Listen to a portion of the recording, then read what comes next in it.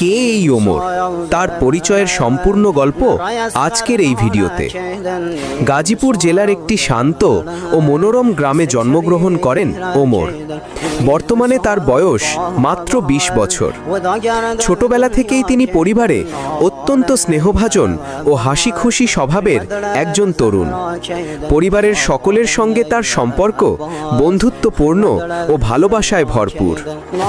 বন্ধুরা, এখন জেনে নেওয়া যাক কিভাবে এক সাধারণ গ্রামের ছেলে সোশ্যাল মিডিয়ায় জনপ্রিয় হয়ে উঠল। ২০২০ সালের শুরুতে ওমর প্রথম লাইকি অ্যাপে শর্ট ভিডিও বানানো শুরু করেন। তার ভিডিওতে ছিল সৃজনশীলতা, অভিনয়ের প্রতিভা এবং স্বাভাবিক ফানি স্টাইল, যা দ্রুতই দর্শকদের নজর কাড়ে।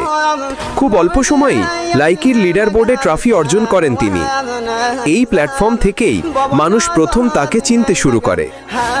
ওমর মূলত মজার কন্টেন্ট, ফানি স্কিট এবং বিভিন্ন ধরনের এন্টারটেইনিং ভিডিও তৈরি করতেন, যার ফলে তার ছোট ভিডিওগুলো ভাইরাল হতে শুরু করে এবং তিনি হয়ে ওঠেন লাইকির জনপ্রিয় মুখ। পরবর্তীতে ২০২০ সালেই তিনি ইউটিউবের পথে যাত্রা শুরু করেন।